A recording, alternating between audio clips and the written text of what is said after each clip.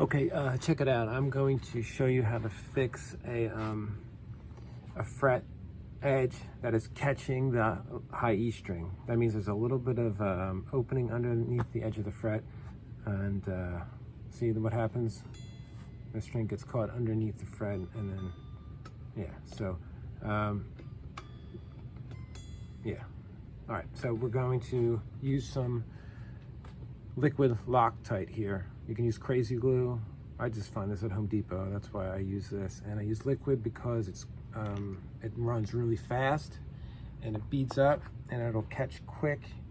The other stuff, the thicker stuff, could leave a long strand, and that strand can get caught on the guitar. But you can use it in a pinch if you're just careful. All this just has to do with being very careful. All right, so I'm just going to, actually, let me get my real close-up glasses here so I can not make a mistake. You're just gonna let a little bead fall right on the edge of, actually here, I've gotten really good at this, so I don't tape off, but it's a good idea to tape off. Because you don't want to make a mistake. And the thing about Crazy Glue or Loctite is when you get it on your hands, you don't know it's there because it doesn't have a cold feeling like water or any other liquid. It's the exact temperature of your hands. And then you forget it's there and you grab the guitar like that, and the Crazy Glue has made a fingerprint on the finish. And it ain't easy to get off. You can buff it off, but why mess with that? And if it's nitrocellulose, it's gonna burn into the finish. So let's just not get it on anything. This is a newer guitar. This is polyurethane. So this Crazy Glue is just going to stick on this finish, no problem. And it's not going to burn it. But an old guitar, it'll burn through. All right, so there you go. If I drip a little bit onto the fret or the fretboard, it's really easy to go with the fretboard with files or like blades. All right, so that seems a little safer for someone who hasn't done it very often, but here we go. I'm just gonna put a little bead right on the edge there. I'll do it so you can see it. Let me get my better glasses. This is get right up in there. I'm gonna use two glasses actually. All right, yeah, so just get some liquid on that area, and it doesn't take much. You just squeeze it a little bit. It's already enough. It's such a small amount. All right, so to just make sure it's all good, you can let it dry. You can let it sit for a few hours and come back later. But I don't like waiting around. I want it done. Here is some accelerator, NCF Quick. I get it from All Parts. I've gotten some other stuff off of Amazon and it burned the finish. So make sure you get this stuff, NCF Quick. The green can comes from All Parts. All right, and then you just hold it back, give it a quick spray. You shouldn't breathe it, but here we go. There we go. That's gonna dry it within seconds. And be patient, it'll be good.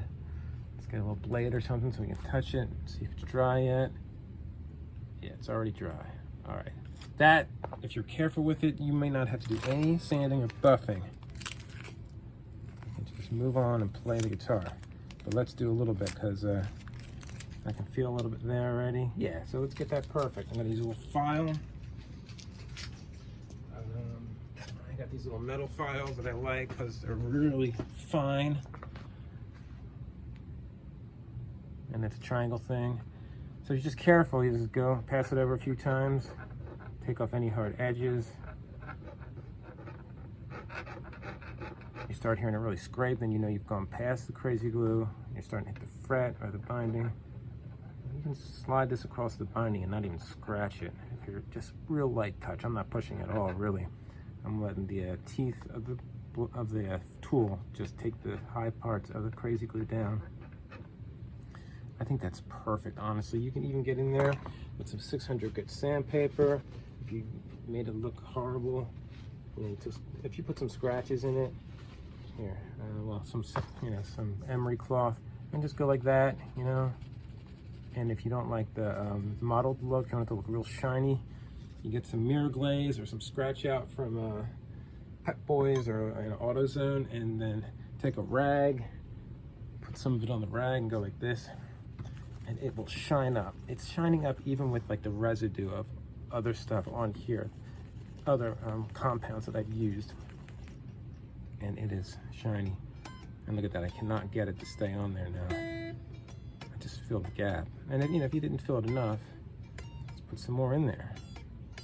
I think we're good now. I can play that and not get caught. So that's the answer. It's a quick one, it's an easy one. You just gotta be careful. Don't be feather light touch with the crazy glue. Don't squeeze it real hard. You can watch it come up into the tip. So watch it as it comes up to the tip. And then, you know, might want to experiment with it on a piece of wood or something first, so you can see how fast it runs. If it runs too fast and you make a huge glob, it's going to be a big mess to clean up. So, you know, just watch it onto a piece of wood and see how it drips. That's already too big. It's way too much. So just get a little bit. You can just touch it and you'll get a little bit. I don't know if you're seeing this.